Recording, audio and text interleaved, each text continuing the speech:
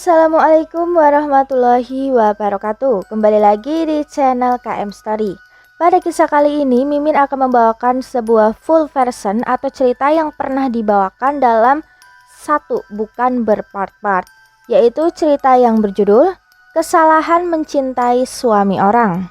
Dibohongi, dibunuh, bahkan bayinya diambil. Cerita ini ditulis oleh Mimin sendiri. Semoga cerita ini dapat menghibur sahabat pendengar. Dan sebelum masuk ke ceritanya, Mimin doakan sahabat pendengar sehat selalu dan lancar rezekinya. Amin ya rabbal alamin. Kalau sahabat suka dengan cerita ini, jangan lupa di-share ke teman atau saudara sahabat ya. Terima kasih. Baiklah, langsung saja kita masuk ke full versionnya dan selamat mendengarkan.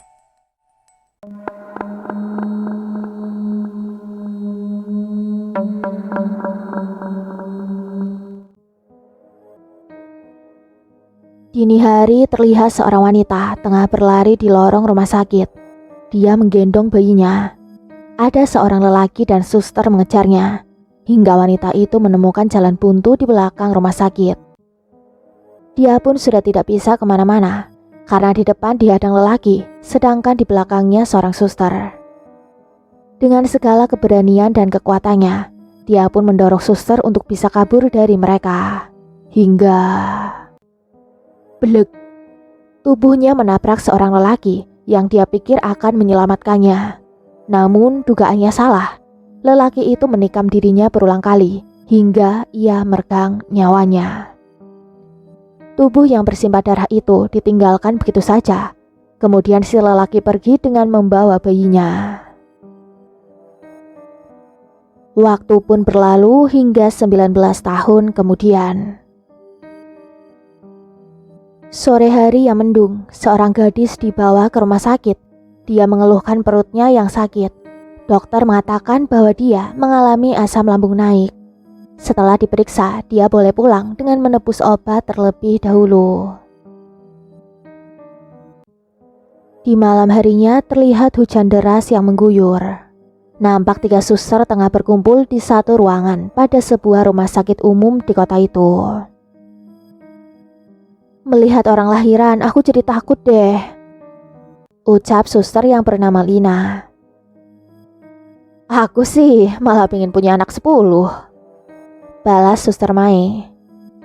Buset, apa nggak longgar tuh, jawab Lina. Yang penting masa tuaku nanti ramai anak cucu, balas Mai sambil berlalu pergi meninggalkan ruangan. Banyak anak belum tentu bisa mengurus 2 orang tua di masa tua nanti, guman Lina. Riz, aku ke toilet dulu ya, kebelet nih, imbuh Lina kemudian meninggalkan Risma sendirian. Risma hanya tersenyum dan menganggukkan kepala. Tak berselang lama sepeninggalan kedua suster itu, alat di samping Risma berbunyi dan menunjukkan bahwa kamar nomor 9 membutuhkan bantuan. Risma pun bangkit dari duduknya dan segera menuju ke sana. Sesampainya Risma di sana, ternyata tidak ada apa-apa. Semuanya terlihat normal. Bahkan seorang pasien pun tengah tertidur lelap. Setelah mengecek semua aman, Risma kembali ke ruangan semula. Sesampainya di ruangan itu, Risma kembali duduk hingga tak berselang lama. Alat itu kembali berbunyi. Risma melihat ternyata yang memanggil kamar nomor 9 lagi. Risma pun dengan tergesa kembali ke sana. Bu, ada yang bisa saya bantu? Tanya Risma dengan menepuk pundak si ibu dengan perlahan. Namun tidak ada respon sama sekali, membuat Risma kembali pergi dari ruangan itu. Sekembalinya Risma ke ruangan, alat itu kembali berbunyi untuk ketiga kalinya. Risma pun dengan kesal berjalan kembali ke kamar nomor 9. Apa sih maunya ibu ini? Gumanya kesal. Walaupun merasa kesal, tapi Risma tetap memenuhi panggilan itu, karena ini merupakan tanggung jawabnya sebagai seorang suster. Ibu, kenapa sih panggil saya terus?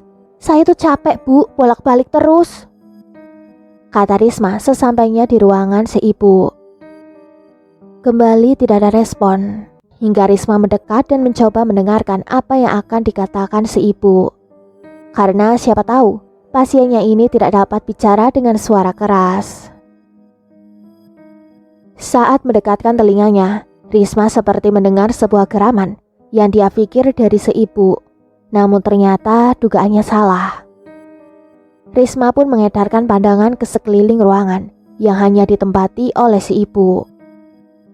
Saat tengah mencari sumber suara geraman itu, tiba-tiba Risma kejatuhan rambut yang panjang dari atas plafon ke kepalanya, membuat dia syok dan lari tunggang langgang pergi dari ruangan itu sambil berteriak. Lorong rumah sakit itu nampaklah sepi, sehingga teriakan Risma seakan sia-sia. Di belakangnya ada sebuah bayangan yang mengikuti Risma, hingga sampailah Risma di sebuah ruangan dan menguncinya. Lampu yang tadinya hidup kini menjadi mati dan menyala terus-menerus, membuat Risma semakin panik.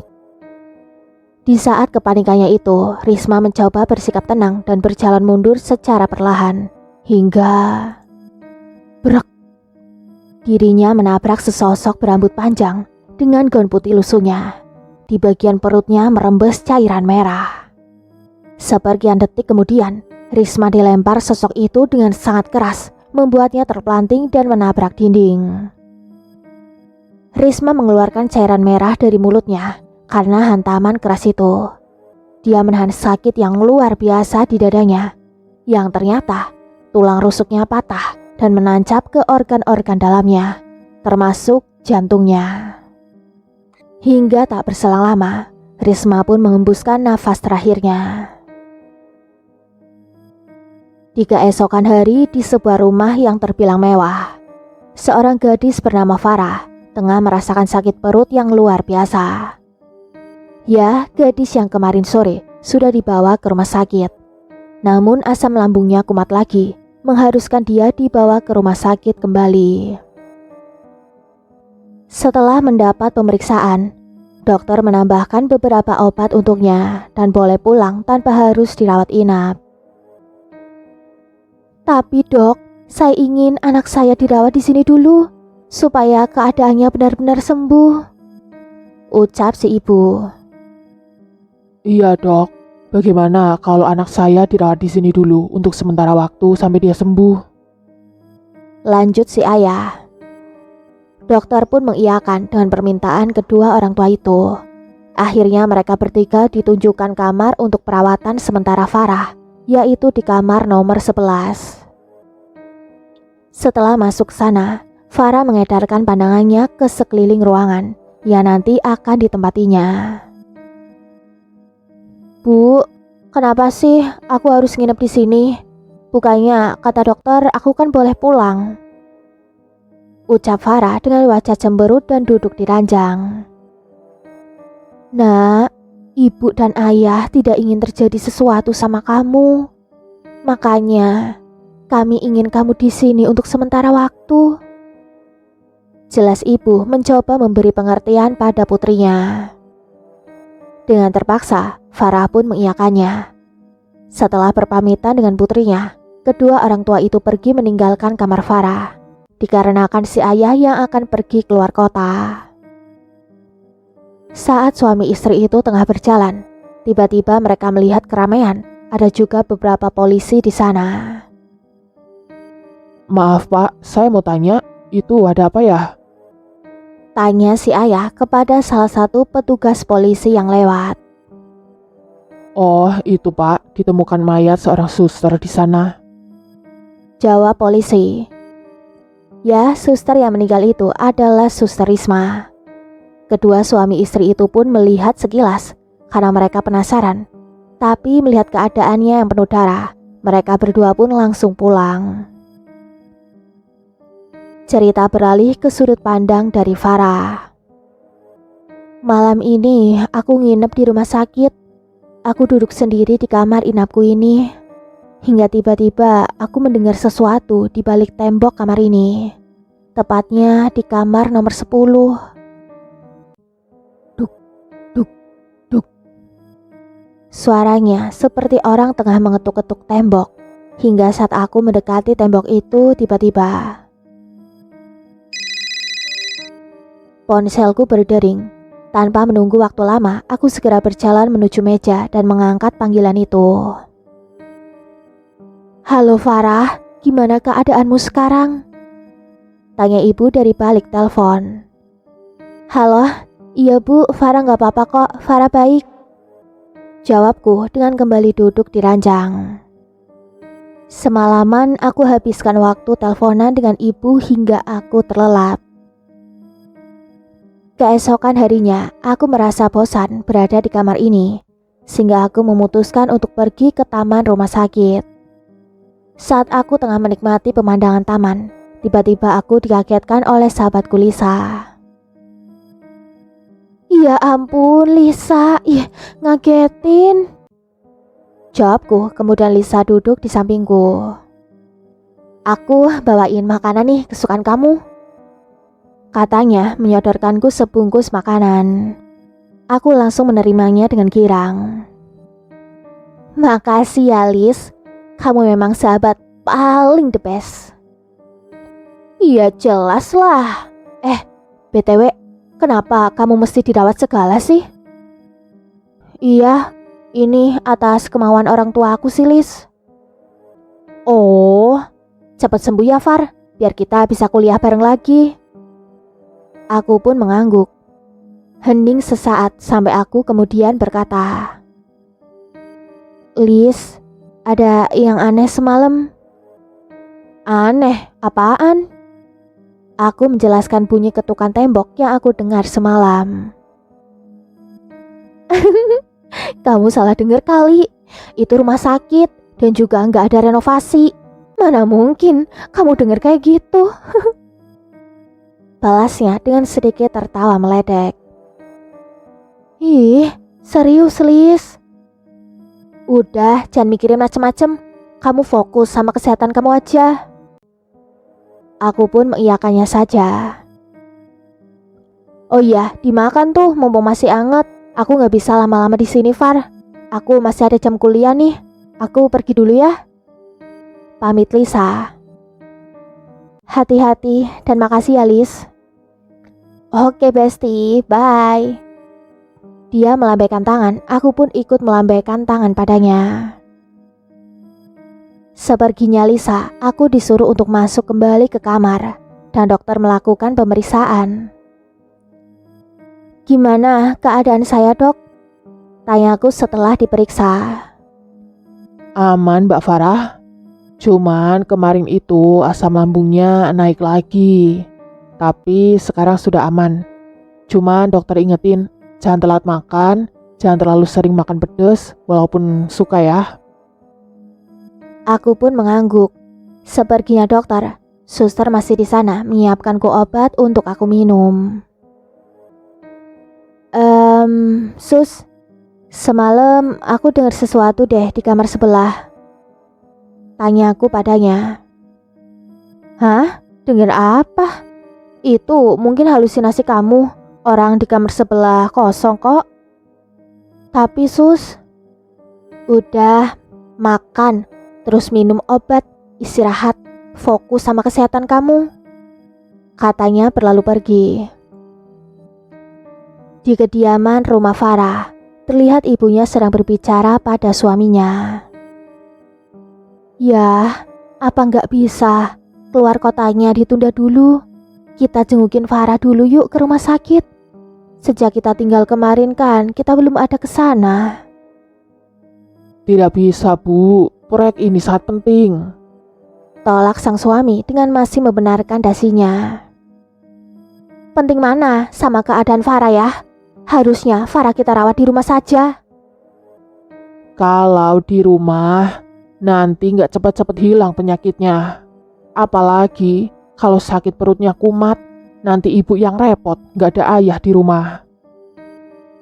Tapi kan Farah anak kita satu-satunya ya. Ibu, mulai lagi deh. Kalau Farah dirawat di rumah, ibu itu bisa kontrol dia, awasi dia, ngejagain dia. Ayah mana tahu, orang ibu yang lahirin dia kok. Banyak yang ibu belum tahu. Jawab suami, kemudian berlalu meninggalkan istrinya.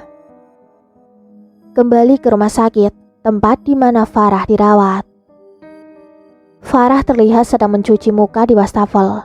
Sedikit penjelasan, Farah dirawat tanpa selang infus, jadi dia bebas melakukan apapun sendiri tanpa harus meminta bantuan pada suster. Farah duduk termenung di ranjangnya, sampai tiba-tiba terdengar suara tangisan bayi di samping kamarnya. Dia pun mendekat untuk mendengarkan.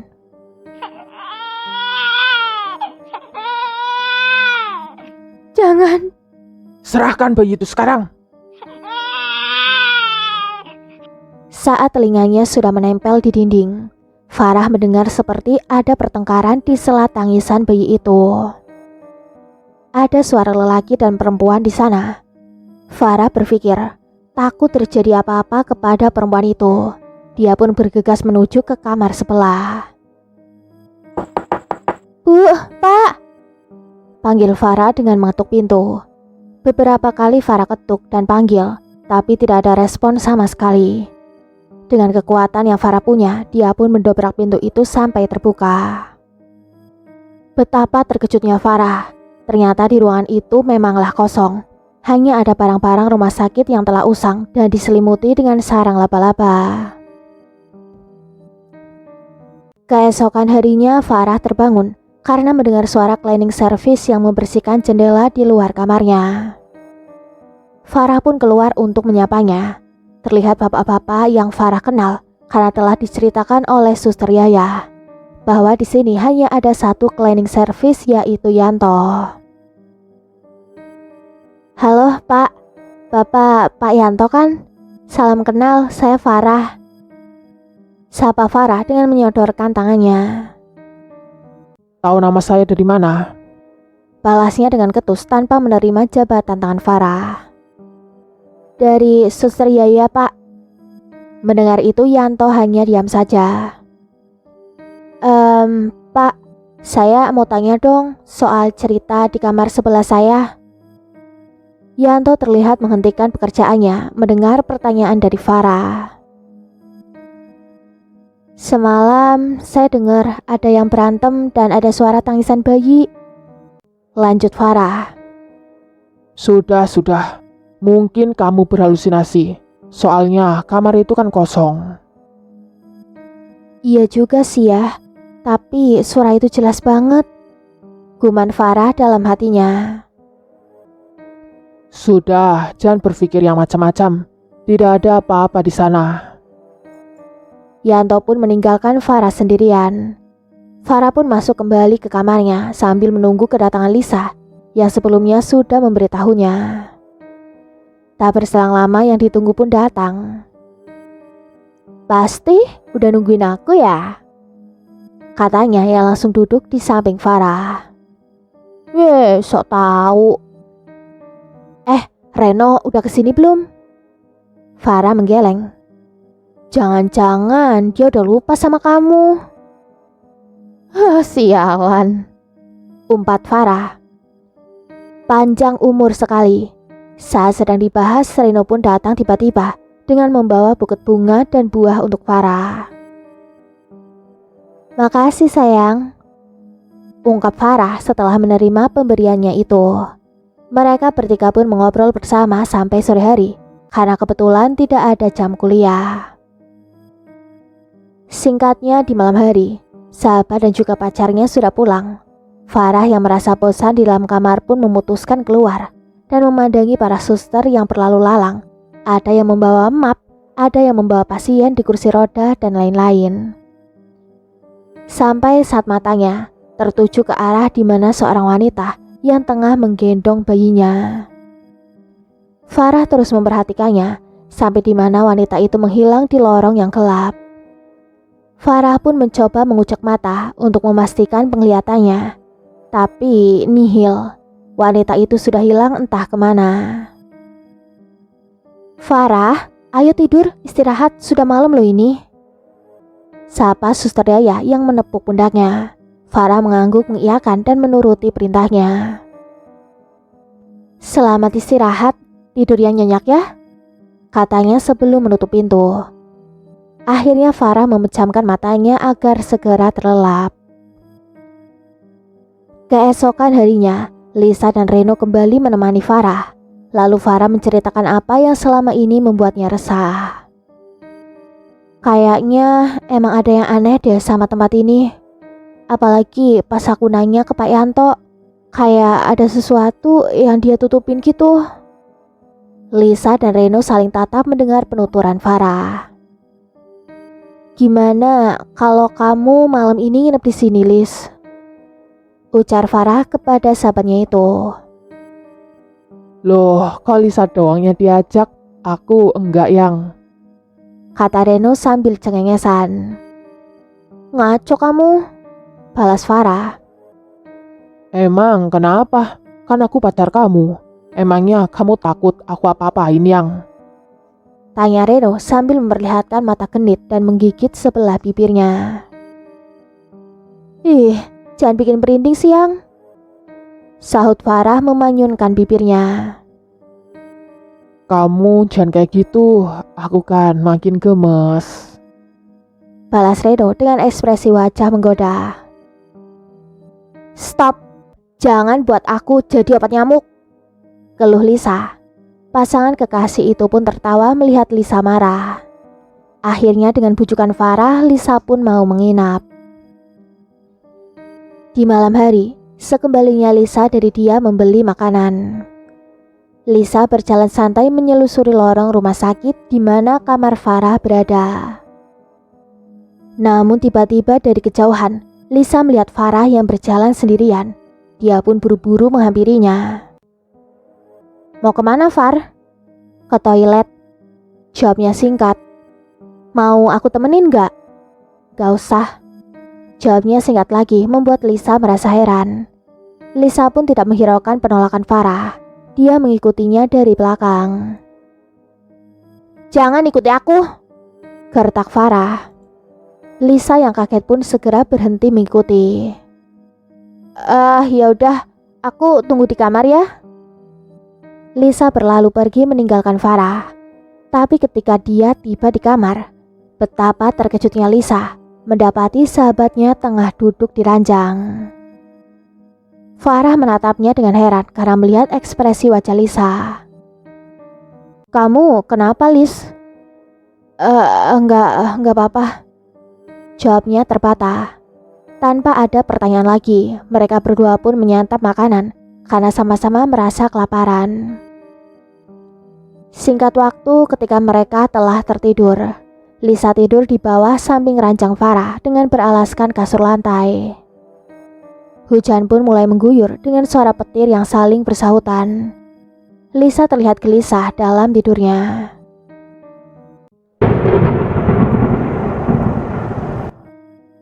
Hingga akhirnya Lisa pun terbangun saat mendengar petir yang lumayan keras suaranya.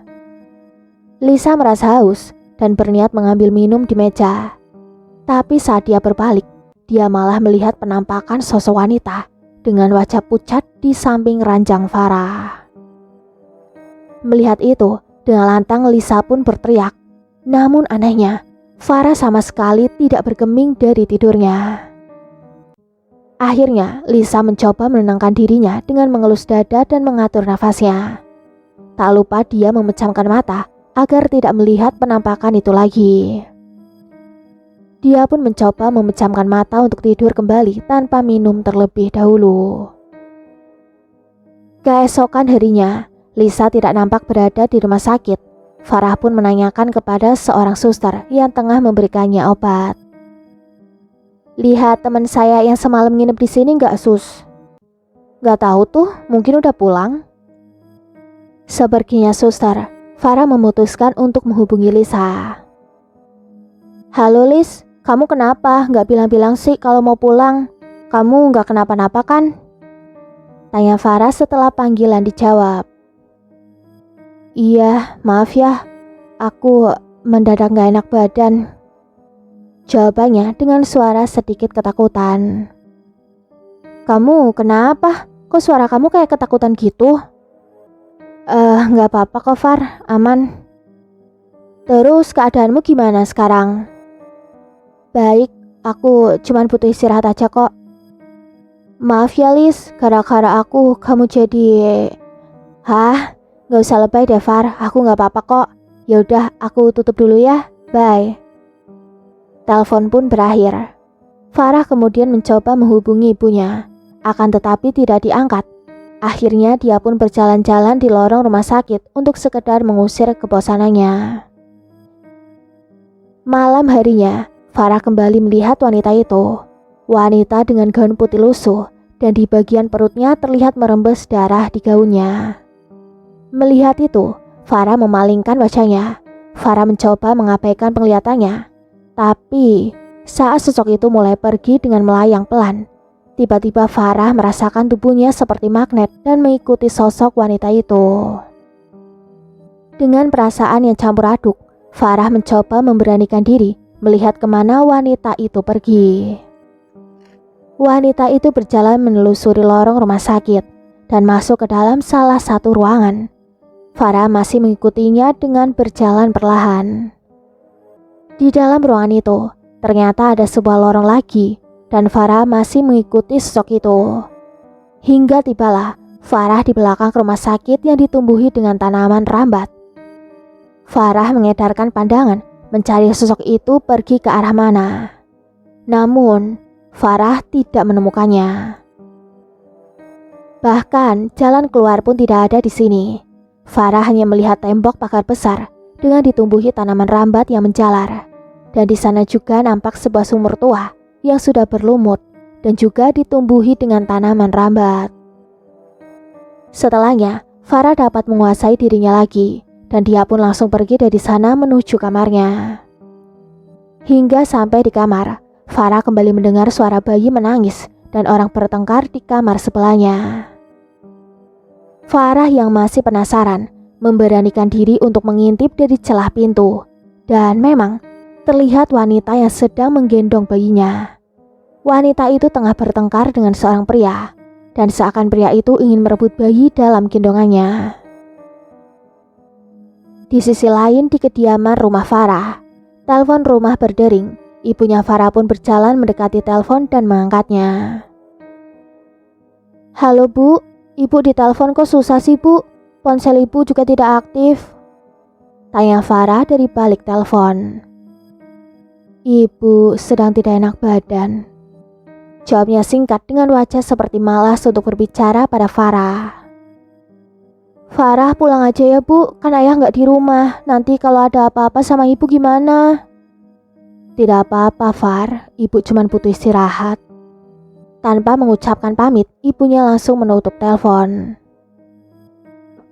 Di malam harinya lagi di rumah sakit, terlihat Farah tengah duduk di ranjangnya, lalu berjalan keluar untuk melihat bintang. Saat dirinya berpaling dari langit, dia melihat ada suster dan seorang lelaki di ujung lorong. Farah segera bersembunyi di balik pintu karena melihat baju lelaki itu penuh bercak darah. Terlihat lelaki itu tengah berbicara kepada suster, tapi tentu saja Farah tidak mengetahui apa pembicaraan mereka berdua. Tak lama setelahnya, si lelaki pun pergi meninggalkan suster itu sendiri. Tunggu. Itu kayak Pak Yanto deh. Terus, suster itu siapa? Kok aku nggak pernah lihat dia? Guman Farah sendiri. Keesokan harinya, Farah langsung mencari keberadaan Yanto, hingga akhirnya dia menemukannya yang sedang mengepel lantai. Pak Yanto, panggil Farah berlari mendekatinya. Pak Yanto, pasti tahu kan soal rumah sakit ini? Bapak kan sudah bekerja di rumah sakit ini sejak lama. Pasti Bapak tahu wanita yang membawa bayi yang ada di samping kamarku itu. Tanya Farah tanpa basa-basi. Sebaiknya kamu jangan ikut campur dengan hal-hal yang bukan urusan kamu. Jawab Pak Yanto ketus. Semalam saya lihat Bapak sama suster. Baju Bapak juga kayaknya kotor. Apa yang Bapak lakukan? Tanpa menjawab, Pak Yanto pergi meninggalkan Farah. Di sela kepergiannya, dia juga memikirkan perkataan Farah tentang wanita itu dan dirinya yang berbicara dengan suster tadi malam. Padahal dirinya semalam tidaklah berbicara kepada suster siapapun. Cerita beralih ke sudut pandang dari Pak Yanto. Malam harinya, aku kembali kepikiran dengan apa yang dipertanyakan Farah tadi siang. Hingga ketika aku tengah mencoba tidur, aku teringat lagi tentang kejadian di masa lalu. Bayangan-bayangan yang coba aku lupakan kembali teringat, membuat aku tidak bisa tidur. Aku pun memutuskan untuk menyalakan sebatang rokok agar lebih rileks. 1, 2, 3, 4 kali aku mengepulkan asap, hingga tak terasa sudah hampir habis satu batang. Aku tinggal di rumah sakit ini karena disediakan mes untuk cleaning service sepertiku, yang sudah puluhan tahun bekerja di sini. Saat aku sedang bergelut dengan pikiranku sendiri, tiba-tiba TV yang berada di kamarku menyala dengan sendirinya. Tentu saja, hal itu membuatku kaget karena aku tidak merasa menyalakan TV. Aku pun berinisiatif untuk mematikan TV itu. Aku berjalan mendekat dan sebelum aku berhasil mematikannya, TV itu mati sendiri. Sepersekian detik kemudian, muncullah sesosok wanita yang aku kenal dari pojok kamar yang gelap. Dewi, Kataku mematung hingga kemudian aku mengingat kilas balik apa yang pernah aku lakukan padanya. Di malam itu, aku menguburkan jasad Dewi di belakang rumah sakit ini, tepat di sumur tua yang berada di sana. Karena aku tahu tidak akan ada yang bisa menemukan jasad Dewi di sana. Bukan tanpa alasan aku melakukan itu, tapi karena perintah dan juga tawaran uang yang banyak. Tentu saja aku tidak menolaknya, walaupun aku tahu apa yang aku lakukan salah. Ingatan masa lalu itu pun berakhir. Sekarang aku melihat sosok Dewi tengah menatapku dengan tajam. Matanya yang merah menyala penuh dendam dengan gertakan giginya yang menghitam. Dan terlihat juga bagian perutnya yang penuh dengan darah merembes dari gaunnya. Sosok Dewi mendekat dan ingin mencekik leherku. Aku langsung berlari secepat yang aku bisa menghindari sosok Dewi. Aku berlari di lorong rumah sakit. Entah kenapa yang biasanya lorong ini ramai dengan suster atau keluarga pasien yang berlalu lalang. Tapi malam ini sangatlah sepi, bagaikan hanya aku seorang diri di rumah sakit ini. Aku berlari dengan tergesa, hingga akhirnya aku menemukan jalan buntu. Tentu saja, sosok Dewi masih berada di belakangku. Dia makin mendekat, dan aku merasa tulang-tulangku mati rasa. Aku tidak bisa bergerak. Aku tidak bisa mengontrol diriku. Aku hanya bisa mematung, menatap sosok Dewi yang semakin lama semakin mendekat. Dewi mengulurkan kedua tangannya ke depan dengan kuku yang hitam panjang di kedua tangannya. Dengan cepat dia ke arahku dan menghunuskan kedua tangannya ke dadaku hingga menembus dan terambillah organ dalamku di kedua tangan dengan kuku panjangnya. Aku merasakan sakit yang luar biasa di tubuhku, tapi aku tidak bisa melakukan apapun. Aku ambruk. Rasa sakit itu menjalar ke seluruh tubuh. Aku masih melihat Dewi berada di sana menatapku dengan senyumannya yang menyeringai. Seakan dirinya puas telah berhasil menghabisiku. Hingga tak berselang lama pandanganku mulai buram dan semuanya menjadi gelap. Cerita beralih ke sudut pandang dari Farah. Keesokan harinya aku mendapat kabar bahwa Pak Yanto meninggal. Innalillahi wa inna ilaihi roji'un, ucapku setelah mendengar penuturan Suster Yaya. Padahal aku belum tahu soal apapun, tapi kenapa Pak Yanto meninggal sebelum aku mengetahui semuanya. Tak berselang lama setelah mendapatkan kabar itu, Reno pun datang untuk menjenguk lagi. Ya sudah Mbak, saya tinggal dulu ya, ucap Suster Yaya berpamitan. Sayang, panggilku pada Reno dan kami pun berpelukan. Sepersekian detik kemudian, kami melepaskan pelukan itu. Wajah kami pun makin mendekat hampir berciuman karena terbawa oleh suasana yang sepi. Hingga tiba-tiba Reno mengurungkan niatnya. Kenapa sayang? Tanyaku padanya yang terlihat wajahnya ketakutan. Enggak apa-apa. Mungkin aku hanya berhalusinasi. Jawabnya dengan mengusap peluh di kening. Jujur, ada apa? Tanyaku mencoba menekannya. Itu sayang, tadi wajah kamu pucat seperti bukan kamu. Ih, kok bisa? Jangan nakutin dong. Makanya, udah, aku pasti cuman halu. Reno pun kembali memelukku. Saat itu Reno melihat Farah, seolah Farah menjadi sosok yang mengerikan. Sosok dengan wajah pucat, rambut terurai, gaun putih lusuh dan darah yang merembes. Itu sebabnya Reno tidak jadi mencium kekasihnya.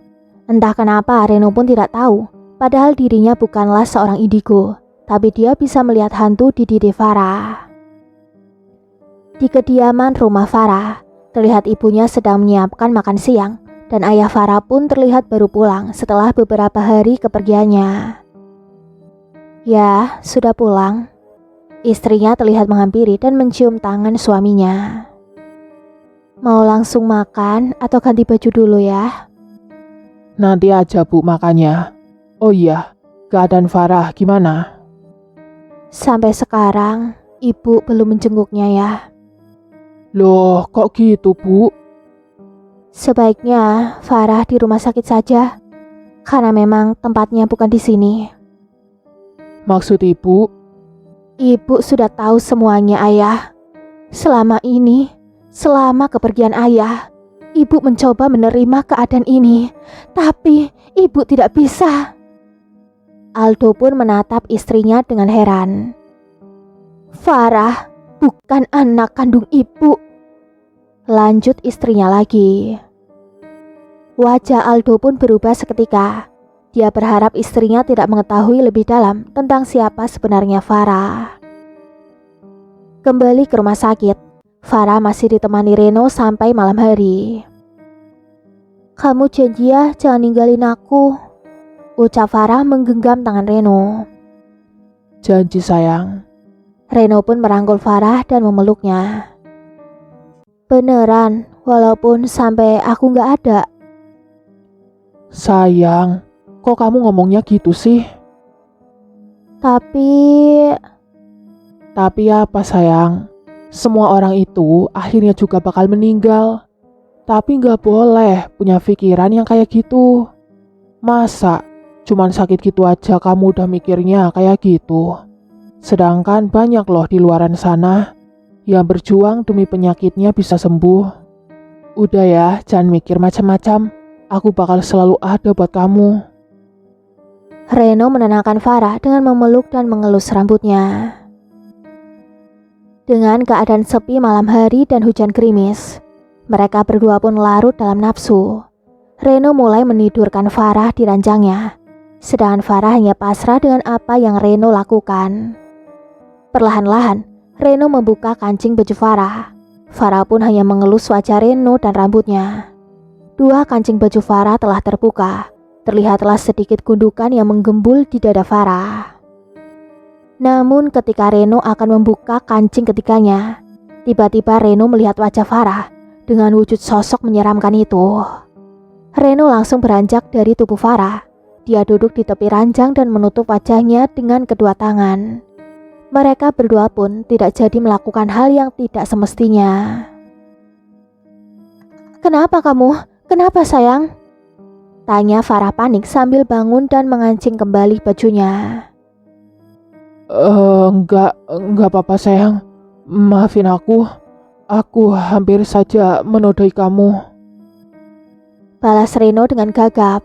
Farah pun memeluk Reno dari belakang.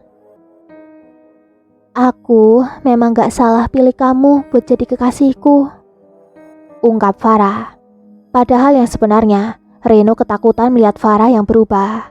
Padahal jika Farah tidak berubah, mungkin Reno sudah menodai Farah karena terbawa hawa nafsunya. Iya udah sayang, ini kan udah malam. Aku pulang dulu ya. Nanti kalau suster atau dokter lihat kan gak enak. Farah pun mengangguk dan melepaskan pelukannya. Besok kesini lagi ya, rengek Farah. Iya, tapi setelah jam kuliah ya. Farah mengangguk. Reno pun mengulurkan tangannya. Farah menyambut tangan Reno dan menyalaminya. Reno pun pergi untuk kembali ke rumahnya. Di saat di lorong rumah sakit terlihat sangat sepi, hingga ia kemudian berpas-pasan dengan sosok wanita bergaun putih lusuh selututnya. Saat wanita itu semakin dekat dengannya, dia pun berucap, "Jauhi dan jangan ganggu dia." Reno pun refleks memandangnya, namun wajah wanita itu tertutup dengan rambutnya sendiri, membuat Reno tidak bisa melihat wajahnya. Reno kembali berjalan sambil memikirkan perkataan wanita barusan. Reno tidak mengerti apa yang dimaksud oleh wanita itu. Mungkin sudah ada beberapa langkah, Reno pun berniat melihat wanita itu dan dia menengok ke belakang. Namun betapa terkejutnya dia, karena sosok wanita itu sudah tidak ada. Padahal lorong ini hanya lurus dan beloknya masih sangat jauh, yaitu di ujung lorong. Tidak mungkin untuk seorang wanita berjalan secepat itu. Dan jikalau lari, pasti suaranya akan terdengar sampai ke telinga Reno, karena lorong ini sangatlah sepi. Reno mencoba berpikir positif dan kembali berjalan menuju ke mobilnya. Saat Reno sudah berada di dalam mobil, tiba-tiba teleponnya berdering. Halo, kenapa Lis? "Gimana Ren, kamu ngalami hal aneh nggak malam-malam di situ?" tanya Lisa dari balik telepon. Kita ketemu aja yuk buat bahas itu. Kamu sibuk nggak? "Enggak, aku juga lagi nggak bisa tidur nih di kontrakan, ada yang berisik di sebelahku." Ya udah, sekarang kamu ke taman kota ya. Aku pesenin kamu ojek. Telepon pun ditutup. Alasan Reno tidak menjemput Lisa karena posisi Reno saat ini lebih dekat dengan taman kota. Sedangkan untuk ke kontrakan Lisa, Reno perlu memutar balik.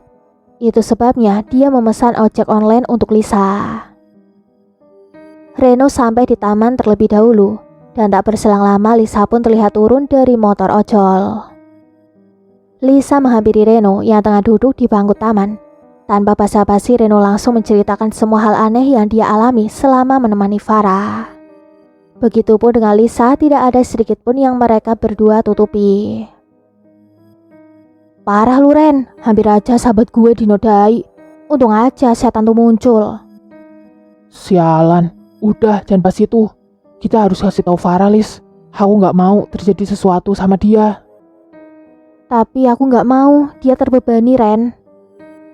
Ini semua itu sangat aneh, Lis. Kalau dipikir secara logika. Entah apapun yang akan terjadi nanti, pokoknya kita harus jujur sama Farah. Apa yang kita lihat? Ucap Reno tegas. Sebelum mereka berubah pikiran, di malam itu juga mereka pun pergi ke rumah sakit untuk memberitahukan hal itu pada Farah. Singkatnya, sesampai di kamar Farah, Lisa pun duduk di ranjangnya. Terlihat Farah tengah bermain ponselnya. "Far, sebenarnya ada yang pengen kita omongin," ujar Lisa dengan ragu-ragu. "Ngomong apa? Kayak sama siapa aja pakai gugup gitu." Lisa tidak melanjutkan pertanyaannya, sehingga Reno berinisiatif untuk melanjutkannya. Sebenarnya ada Sebelum Reno menyelesaikan ucapannya, tubuh Farah berubah kembali menjadi sosok mengerikan dengan gaun putih penuh darah. Pandangan matanya pun memerah tajam, menatap mereka berdua, membuat mereka terkejut. Lisa pun langsung bangkit dari duduknya dan menggenggam tangan Reno karena ketakutan. Mereka berdua pun mundur perlahan bersamaan dengan masih bergandengan tangan. Sampai akhirnya mereka berbalik dan langsung lari meninggalkan Farah sendirian di kamar. Sedangkan Farah telah berubah menjadi dirinya kembali dan merasa kebingungan melihat tingkah pacar dan juga sahabatnya itu. "Mereka berdua kenapa sih?" ketus Farah, kemudian dirinya pun kembali bermain ponsel tanpa menghiraukan kepergian mereka berdua. Hingga tak berselang lama, Farah merasakan kantuk yang luar biasa. Hingga dirinya pun terlelap dan mulai mendapatkan mimpi. Sebuah mimpi yang tidak biasa, yaitu kilas balik kejadian di mana wanita itu tengah dikejar-kejar oleh sosok Pak Yanto. Sebelum aksi kejar-kejaran itu terjadi, terlihat wanita itu sedang duduk di kamarnya dengan menggendong bayi. Tiba-tiba datanglah seorang pria memasuki kamarnya yang tak lain Pria itu adalah Pak Yanto.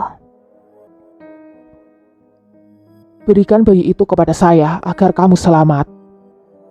Ujar Pak Yanto tanpa basa-basi. Maksud Pak Yanto apa? Sudah, jangan banyak bertanya. Aku mau bayi itu. Pak Yanto pun berjalan mendekat untuk merebut sang bayi. Tidak, apa yang Pak Yanto lakukan? Si wanita mengeratkan gendongannya kepada sang bayi. Sedangkan Pak Yanto masih terus berusaha mengambil bayi itu, hingga dia pun menjambak rambut si wanita. Wanita itu tak lain adalah Dewi. Dia berusaha melawan dan akhirnya Dewi menendang tepat di tengah selangkangan Pak Yanto, membuatnya jatuh tersungkur dan kesakitan. Brengsek, dasar wanita jalang. Umpat Pak Yanto sambil bangkit dari jatuhnya. Aksi kejar-kejaran pun terjadi, di mana Dewi berlari dengan menggendong bayinya, dan di belakangnya terlihat Pak Yanto mengejarnya dengan masih menahan sakit di selangkangannya. Aksi kejar-kejaran itu pun berlangsung lumayan lama, hingga tibalah Dewi di jalan buntu belakang rumah sakit. Saat itu, Pak Yanto terlihat semakin mendekat, dan tiba-tiba Pak Yanto seakan melihat ke arah Farah dengan tatapan tajam, membuatnya langsung kaget dan langsung terbangun.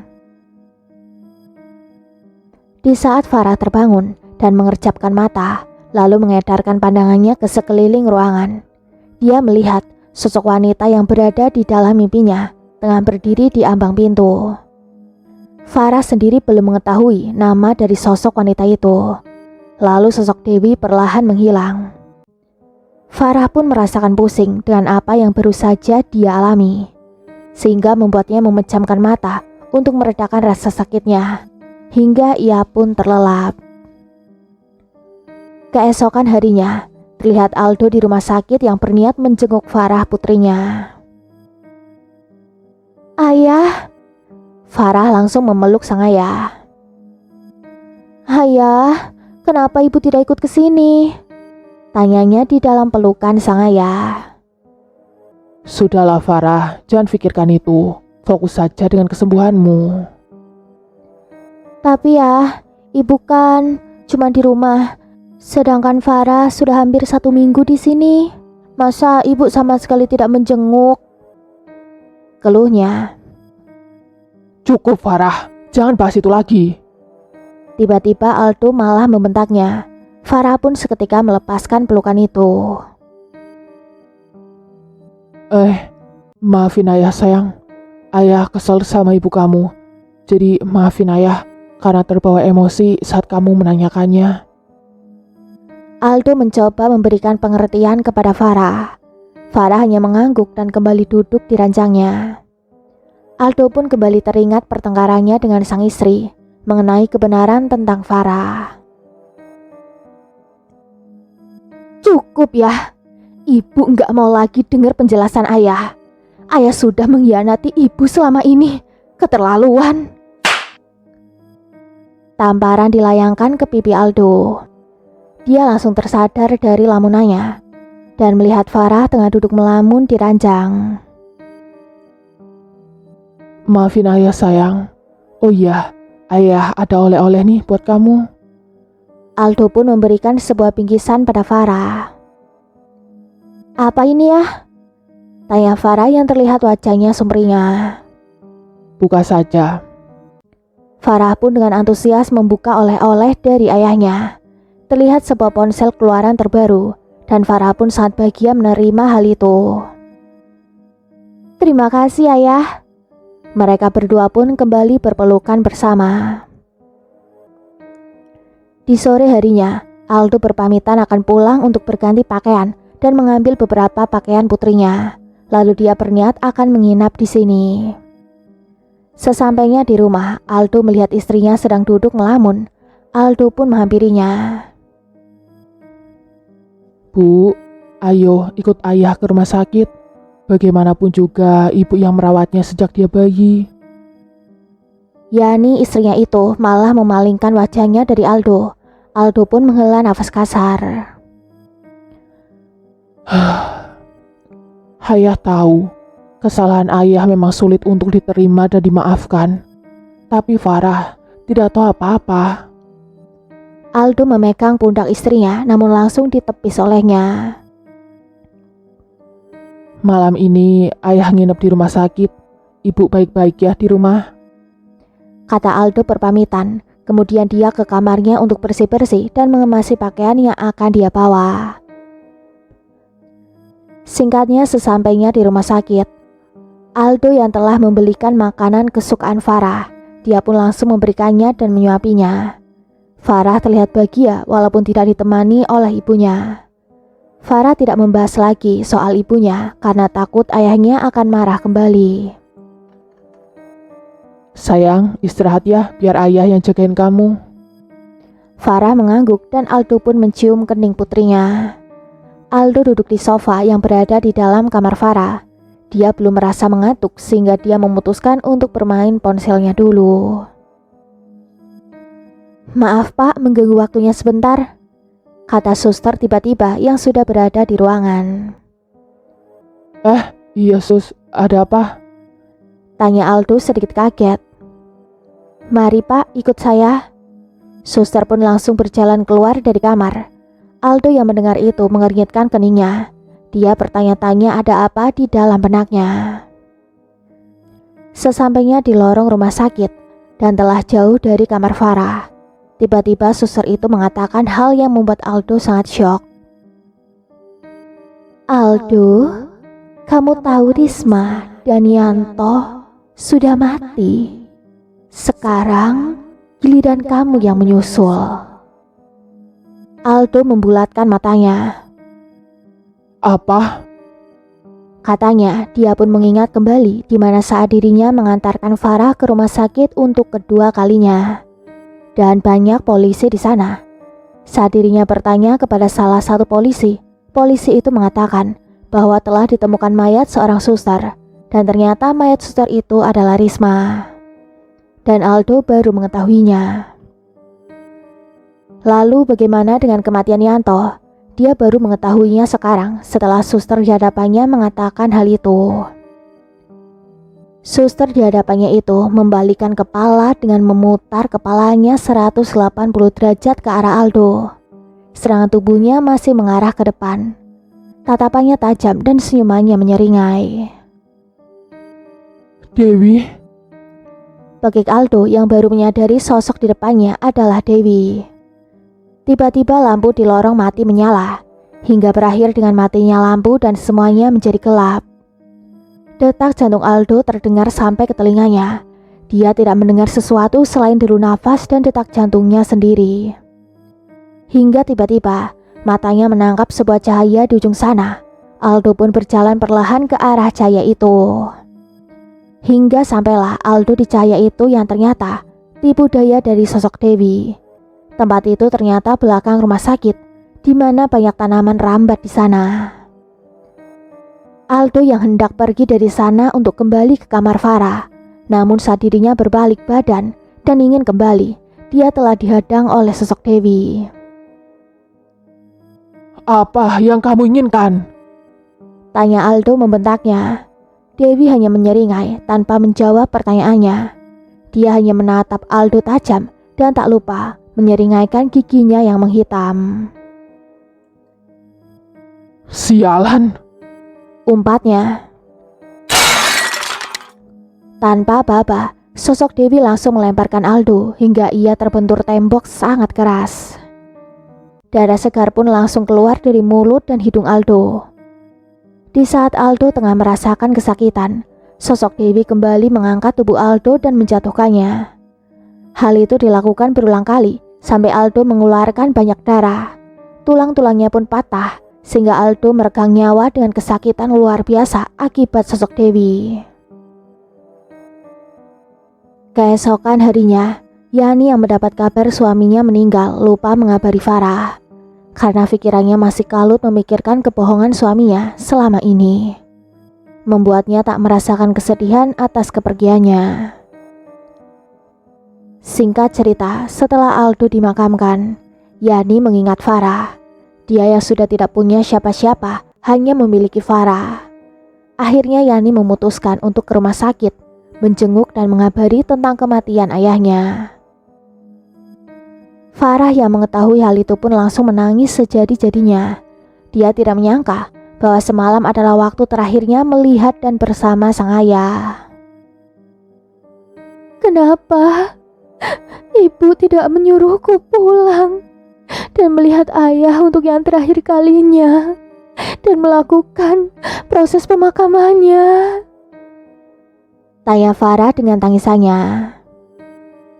Kenapa ibu memberitahuku setelah semuanya selesai?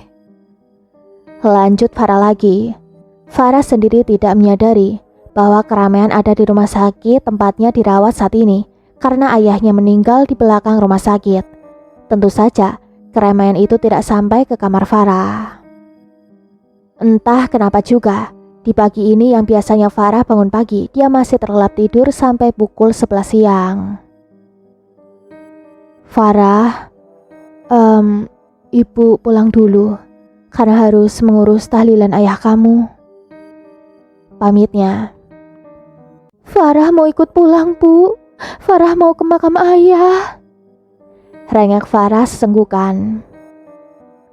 Tidak usah, nunggu kamu pulih saja, ucapannya yang langsung pergi meninggalkan Farah. Tapi Bu, ibu. Farah pun kembali menangis di ranjangnya.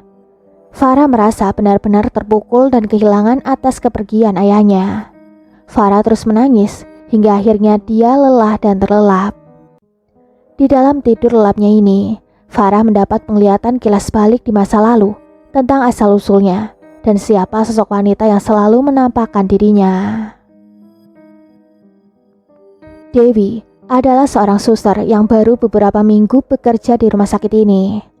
Hingga suatu hari, Dewi bertemu dengan ayah Farah yaitu Aldo, di mana saat itu Dewi tengah menangis karena dia baru saja dicopet.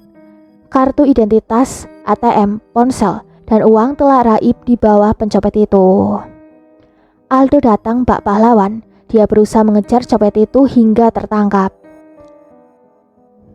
Hingga akhirnya Aldo mendapatkan tas milik Dewi dan mendapatkan luka lebam di wajah, bagian mata, hidung, dan bibirnya. Dewi sangat berterima kasih dengan apa yang Aldo lakukan. Dan untuk membalas kebaikan Aldo, Dewi pun berinisiatif untuk merawat Aldo. Apalagi dirinya adalah seorang suster. Dewi membawa Aldo ke rumah sakit tempat dia bekerja untuk merawat luka-lukanya. Di pertemuan pertama itu, ada satu rasa yang dirasakan oleh Aldo dan juga Dewi. Sejak saat itu, mereka berdua pun sering bertemu untuk melepaskan kerinduan. Aldo tidak menyembunyikan statusnya bahwa dia memiliki seorang istri. Namun Dewi tidak mempermasalahkan hal itu karena perasaannya terhadap Aldo. Selagi Aldo juga mencintainya, dia tidak masalah jika Aldo adalah suami orang. Hingga hubungan mereka semakin lama semakin erat. Di saat ada kesempatan untuk melakukan perbuatan maksiat, mereka pun melakukannya. Dewi merelakan kesuciannya direnggut oleh Aldo tanpa sebuah ikatan pernikahan. Bahkan mereka melakukannya tidak hanya sekali, tapi berkali-kali di saat mereka bertemu. Hingga suatu hari, Dewi merasakan mual dan pusing. Tanpa berpikir panjang, Dewi pun langsung membeli tes pack untuk mengecek apakah dirinya hamil atau tidak. Di saat pengecekan itu, ternyata hasilnya positif. Dia telah mengandung anak Aldo. Dia berniat akan memberitahu Aldo ketika sepulang bekerja. Ya, walaupun Dewi merasakan mual dan pusing, tapi ia tetap bekerja di hari itu, karena dia merasa bisa menahan rasa mual dan pusingnya. Di saat ia tengah berjalan di lorong rumah sakit, tiba-tiba dia melihat Aldo tengah duduk di ruang tunggu. Dewi pun bergegas menghampirinya. Mas, ngapain kamu di sini? Mengantar Yani. Jawabnya singkat. Emang dia kenapa? Nggak tahu, dari tadi pagi dia muntah-muntah terus. Dewi pun mengernyitkan kening setelah mendengar penuturan Aldo. Mas, ada yang pengen aku omongin. Mau omongin sekarang atau nanti sepulang kerja? Tanya Dewi kemudian duduk di sampingnya. Nanti aja, biar kita leluasa ngobrolnya. Dan aku udah kangen sama kamu. Kata Aldo dengan wajah menggodanya. Dewi pun tersenyum dan mencubit paha Aldo. Awas, jangan gitu, nanti ada yang lihat. Kata Aldo kemudian mengeluarkan sesuatu dari sakunya. Nah, ini untuk kamu. Aldo memberikan sebuah kotak pada Dewi. Apa ini, Mas? Buka aja nanti. Dewi pun mengangguk. Terima kasih ya, Mas. Yaudah, Dewi lanjut kerja dulu ya. Sampai ketemu nanti. Aldo pun tersenyum dan Dewi melangkah pergi meninggalkannya. Tak berselang lama suster pun keluar dan memanggil Aldo untuk masuk ke dalam. Setelahnya Aldo pun dipersilakan duduk dan dokter mengatakan, Selamat, Anda akan menjadi seorang ayah. Yang bener, Dok. wajah Aldo terlihat sumringah. Dokter mengangguk. Suami istri itu pun berpelukan. Anak yang selama ini mereka impikan, di mana hampir 3 tahun pernikahan, akhirnya akan mendapatkan anak pertama mereka. Terima kasih, sayang. Aldo mencium Yani istrinya. Di malam harinya di kediaman Dewi, dia baru saja membuka hadiah yang Aldo berikan. Dia mendapati sebuah kalung. Rasa cinta Dewi pun semakin besar untuk Aldo. Apalagi sekarang dirinya juga tengah mengandung anak Aldo. Dewi pun mengirim pesan pada Aldo. Cafe Anggrek. Hanya itu pesan yang dikirimkan oleh Dewi. Oke, balasan singkat dari Aldo. Dewi pun bersiap-siap secantik mungkin untuk bertemu kekasihnya itu. Singkatnya, sesampainya di kafe, Dewi pun menunggu kedatangan Aldo. Dia memesan kopi kesukaannya sebagai teman menunggunya. Tidak berselang lama, mungkin sekitar 10 menit, Aldo terlihat datang menghampiri Dewi dan langsung cipika-cipiki kepadanya. Wajah kamu sumringah sekali. Mau ngomong apa, sayang? Kita makan dulu aja. Habis makan aku ngomong. Oh iya, makasih ya sayang atas hadiahnya. Dewi memperlihatkan lehernya yang telah dihiasi kalung pemberian dari Aldo. Sama-sama, sayang. Aldo tersenyum. Setelah mereka berdua selesai makan, Dewi pun memberikan Aldo sebuah hadiah kecil persegi panjang dengan dihiasi pita berwarna pink. Apa ini, sayang? Buka aja. Aldo pun membuka hadiah itu. Setelah melihat isinya, mata Aldo membulat sempurna. Pikirannya berkecambuk. Bagaimana dengan nasib istrinya jika dia mengetahui ini semua? Kamu hamil, sayang? Dewi pun mengangguk dan tersenyum. Ternyata kotak itu berisi tespek. Aldo sangat bingung harus bagaimana. Di sisi lain istrinya telah hamil setelah mereka menikah hampir 3 tahun baru dikaruniai seorang anak. Dan sekarang selingkuhannya Dewi juga tengah mengandung anaknya. Sayang, aku gak mau. Jika anak ini lahir nanti tidak punya ayah. Aku ingin kita menikah. Ucap Dewi membuat Aldo menelan salivanya dengan susah payah. Menikah? Tanya Aldo terbata. Iya, kamu kok kayak orang shock gitu sih? Dewi mengeritkan keningnya. Masalahnya gini, yang istriku juga sedang hamil. Iya bagus dong. Berarti nanti kamu langsung punya 2 anak. Tapi aku nggak tahu gimana cara ngomong sama istriku. Nggak tahu kenapa. Tinggal bilang aja kamu mau nikah lagi. Kan ini juga anak kamu. Kamu harus tanggung jawab dong. Tapi aku tidak mau menyakiti wanita yang aku kejar sejak SMA. Jadi, maksud kamu nggak mau bertanggung jawab? Nada bicara Dewi mulai meninggi. Shh, nggak gitu, sayang. Aku butuh waktu untuk mempersiapkan diri ngomong sama istriku. Yakin kamu tidak bohong? Jangan sampai perutku sudah besar, kamu belum ngomong ke istri kamu. Kalau sampai di usia kandunganku menginjak 5 bulan, kamu belum ngomong sama istri kamu. Aku akan datangi rumah kamu dan ngomong semuanya tentang hubungan kita. Ancam Dewi. Aldo pun terlihat diam dan berpikir. Baiklah, aku akan bertanggung jawab. Aku akan menikahimu. Tapi setelah anak itu lahir. Karena memang aturan di agama kita kalau hamil di luar nikah, nikahnya setelah anak itu lahir. Ucap Aldo sambil menundukkan kepala. Kamu bawa-bawa agama? Kamu udah nikah, selingkuh sama aku aja udah salah. Sekarang kamu bawa agama? Terlihat Dewi yang mulai kesal. Iya, aku tahu dan aku gak mau menikahi kamu dengan keadaan hamil. Kasihan anak kita nanti. Aku janji, aku akan menikahi kamu setelah anak itu lahir. Aldo diam sejenak kemudian melanjutkan ucapannya. Kamu keluar saja dari pekerjaan kamu. Aku akan bertanggung jawab membiayai semua kebutuhan kamu sampai lahiran nanti.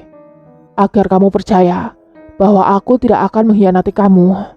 Apapun yang kamu minta, aku akan mengusahakannya. Aku gak minta apapun. Aku cuma minta kamu menjadikanku istri kamu. Walaupun kamu tidak bisa menceraikan Yani, aku mau jadi istri kedua kamu. Ya, begitulah ucapan Dewi. Cinta tulusnya yang salah.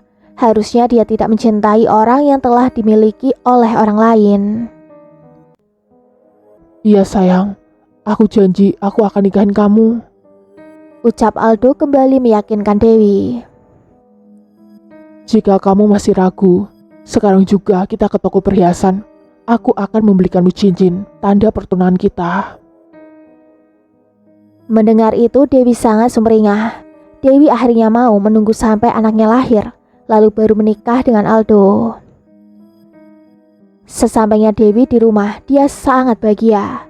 Tak henti-hentinya dia memandangi cincin pemberian dari Aldo, tanda bahwa dirinya sudah lamaran secara pribadi dengan Aldo. Di sisi lain, sekembalinya Aldo ke rumah, dia terlihat melamun di teras memikirkan apa yang harus dia lakukan. Aldo tidak ingin cinta pertamanya saat ini yang menjadi istrinya akan merasakan sakit hati yang luar biasa jika mengetahui dirinya telah berselingkuh dan memiliki anak dari wanita lain. Tapi Aldo juga memikirkan bagaimana nasib Dewi jika ia tinggal begitu saja. Hingga 9 bulan pun berlalu. Tepat di malam itu Yani merasakan perutnya yang akan segera melahirkan, dan Aldo pun langsung membawanya ke rumah sakit. Di sisi lain, Dewi juga merasakan hal yang sama. Dia beberapa kali menghubungi Aldo, tapi tidak ada jawaban. Akhirnya Dewi memutuskan untuk memesan ojek online, dan tak berselang lama ojek itu pun datang dan langsung membawanya pergi ke rumah sakit. Yani ditempatkan di kamar nomor 3, sedangkan setibanya Dewi, dia ditempatkan di kamar nomor 10. Kamar di mana sering terjadi hal-hal aneh yang selalu Farah dengar maupun lihat. Dua ibu sedang bertaruh nyawa malam ini untuk melahirkan anak mereka. Dua ibu dari satu ayah, namun ada perbedaan besar antara mereka. Satu dinikahi secara sah, dan yang kedua selingkuhannya. Hingga tepat pukul 11 malam, Dewi berhasil melahirkan anak perempuan, yang ternyata anak itu adalah Farah. Sedangkan Yani masih berjuang hingga pukul 1 dini hari. Bayinya tidak kunjung keluar. Pak, kita harus melakukan operasi sesar. Ucap dokter pada Aldo. Aldo pun mengiyakan dan langsung menandatangani surat persetujuan. 1 jam berlalu, tepatnya pukul 2 dini hari operasi telah selesai. Bagaimana dokter, keadaan istri dan anak saya? Tanya Aldo melihat dokter keluar dari ruangan operasi. Bapak yang kuat ya. Maaf, anak bapak sudah meninggal dari dalam kandungan. Apa? Aldo benar-benar merasa terpukul. Dia menangis dan luruh ke lantai. Anak yang selama ini ditunggu dia dan Yani setelah berhasil Yani mengandung, sekarang anak itu malah meninggal. Sabar ya Pak, pasti Bapak akan memiliki anak lagi. Sekarang istri Bapak butuh Bapak, dia butuh support Bapak. Jadi tolong hiburlah istri Bapak agar tidak larut dalam kesedihannya. Dokter pun menepuk-nepuk pundak Aldo. Setelahnya dokter berlalu pergi meninggalkan Aldo yang masih dalam kesedihannya. Di saat kesedihannya itu, Aldo teringat akan Dewi. Apakah Dewi berhasil melahirkan anak mereka? Aldo pun berjalan ke ruangan Dewi, yang sebelumnya Dewi bicara bahwa dirinya telah berada di ruangan nomor 10. Aldo tidak langsung membuka pintu, tapi dia malah mengintip dari balik jendela. Terlihat Dewi yang tengah menggendong bayinya di pangkuan. Bayi itu, Guman Aldo lalu melenggang pergi. Seketika itu juga niat jahat pikiran Aldo muncul. Dia ingin merebut bayi Dewi dan mengakui itu sebagai anaknya dengan Yani. Aldo berniat merebutnya sekarang karena mumpung Yani belum siuman. Tanpa sepengetahuan dokter, dia pun membayar Pak Yanto dan Suster Risma untuk menukar bayi Dewi dengan bayi Yani yang sudah meninggal. Yanto dan Risma mengiyakan karena mereka berdua sangat membutuhkan uang. Apalagi tawaran uang dari Aldo sangatlah besar dan bisa untuk membeli rumah dan mobil. Risma kemudian menuju ke ruangan bayi yang ternyata bayi Dewi sudah tidak ada di sana karena memang sudah digendong oleh Dewi sendiri. Kenapa Risma ke ruangan bayi? Karena Aldo tidak mengatakan bahwa bayi Dewi sudah berada di tangannya. Risma pun bergegas mengajak Yanto untuk pergi ke kamar Dewi. Dan melihat di sana Dewi sedang menyusui anaknya. Dewi yang kaget dan syok melihat cleaning service dan suster datang langsung menutup dadanya. "Ibu, berikan bayi itu pada saya," pinta Suster Risma dengan nada lembut. "Kenapa, Sus? Kan saya lagi menyusui bayi saya, dia butuh ASI." "Iya Bu, saya tahu, tapi saya minta bayi ibu untuk diperiksa." Dewi pun mengernyitkan kening. Dewi merasa curiga dengan Suster Risma karena dia didampingi oleh Yanto si cleaning service. Tidak biasanya ketika suster ingin memeriksa bayi atau memeriksanya bersama seorang cleaning service. Apalagi pandangan Pak Yanto yang memandangnya dengan tajam. "Tidak, Sus. Saya tidak mengizinkan bayi saya di bawah," tegas Dewi. Mendengar itu, Suster Rima langsung memberikan kode kepada Pak Yanto untuk segera merebut bayi itu. "Apa yang Bapak lakukan?" bentak Dewi saat Yanto berusaha mengambil bayi dari gendongannya. "Tolong!"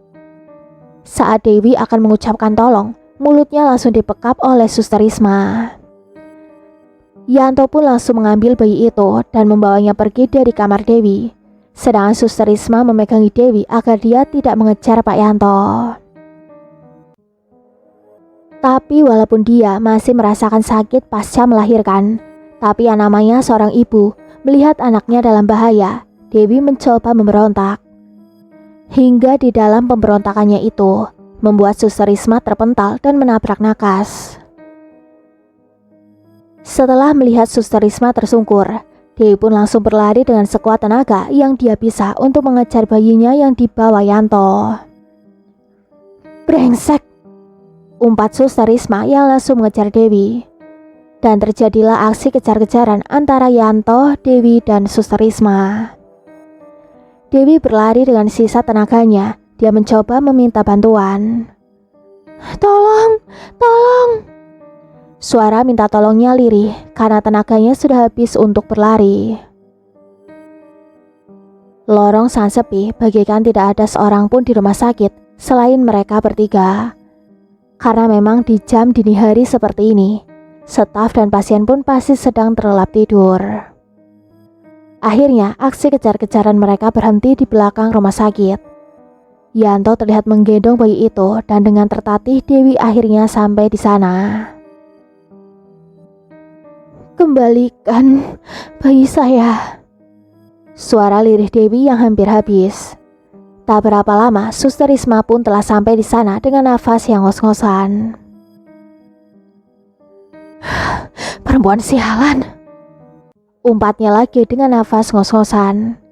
Kemudian, Suster Risma pun berjalan mendekati Yanto untuk mengambil bayi itu. Pak Yanto memberikan bayi kepada Suster Risma, sedangkan Yanto langsung memegang tangan Dewi dan membekap mulutnya. Kamu harus merelakan bayi ini agar nyawa kamu selamat. Saya akan membawa kamu pergi dari sini. Ucap Pak Yanto. Dewi mencoba memberontak, namun tenaganya sudah sangat habis akibat berlari dan merasakan perih di bagian selangkangannya. Yanto teringat akan kata-kata Aldo. Jika Dewi menolak untuk pergi dan tidak merelakan bayinya, maka Yanto harus menghabisi Dewi.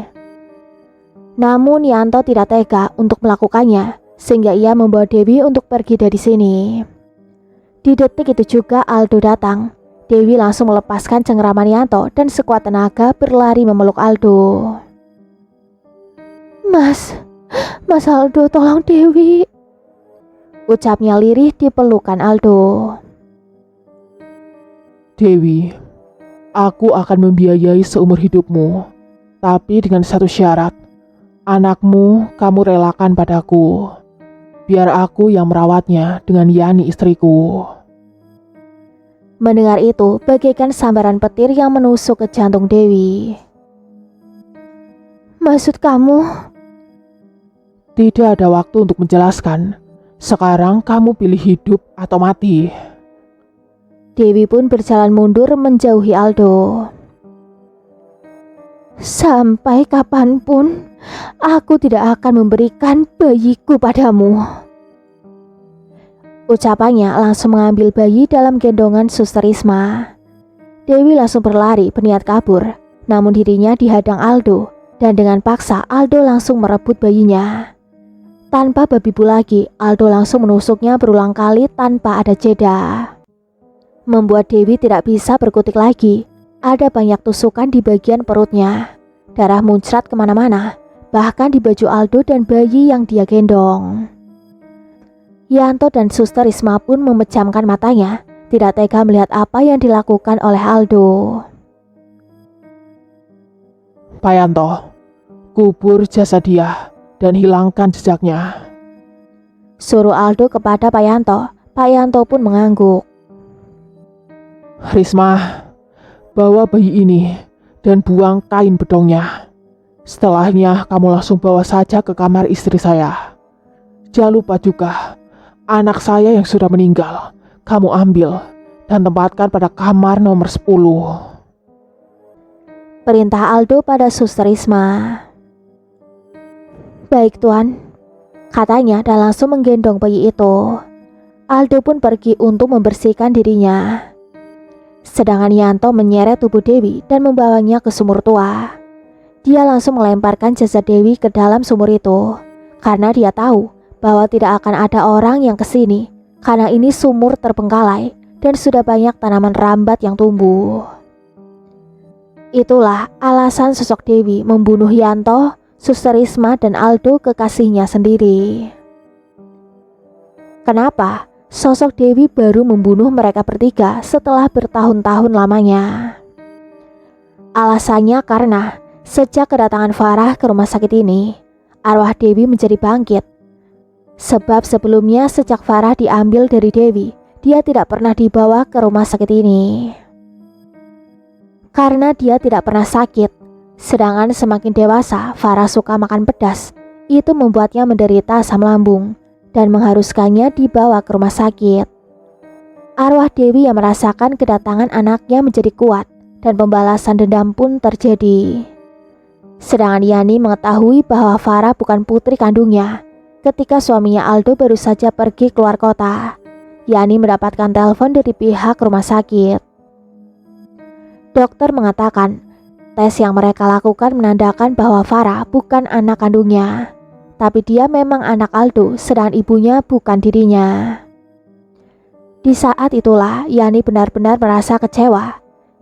Itu sebabnya selama Farah dirawat, dia tidak pernah menjenguknya.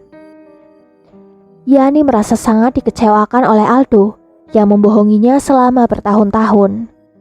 Namun saat Aldo meninggal, Yani merasa bahwa keluarganya saat ini hanyalah Farah. Akhirnya Yani pun kembali ke rumah sakit, berniat ingin membawa pulang Farah dan berkata padanya bahwa ayahnya telah meninggal. Farah yang mengetahui itu semua dari mimpinya. Terlihat linangan air matanya saat dia memejamkan mata. Tepat pukul 9 pagi, Farah membuka mata yang masih berlinang air mata. Farah menangisi nasibnya yang ternyata lahir dari seorang pelakor. Ya, bisa dibilang seperti itu karena ibunya Dewi telah salah mencintai suami orang. Setelah mengetahui asal-usulnya, Farah pun tetap menyayangi Yani dan ikut pulang bersamanya. Karena Yani telah merawat Farah dengan baik dari bayi hingga sekarang. Hidup Farah hanya untuk Yani ibu angkatnya, begitupun sebaliknya.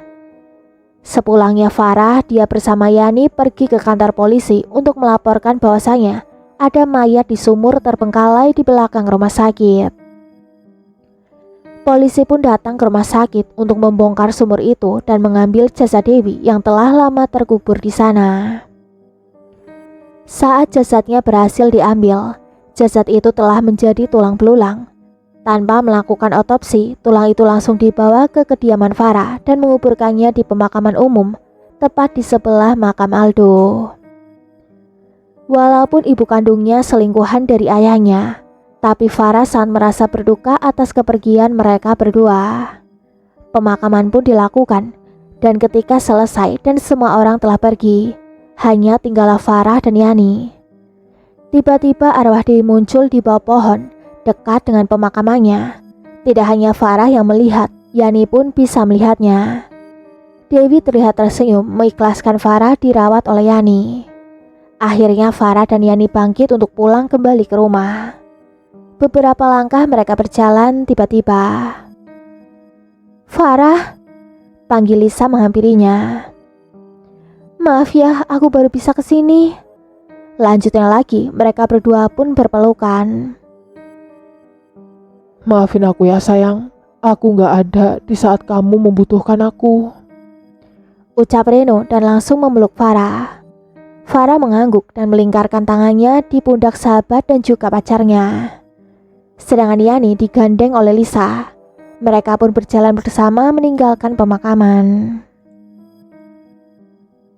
Demikianlah kisah akhirnya. Semoga sahabat pendengar terhibur dan mohon maaf bila ada kekurangan. Tunggu cerita lainnya di video selanjutnya. Mimin pamit undur diri. Wassalamualaikum warahmatullahi wabarakatuh.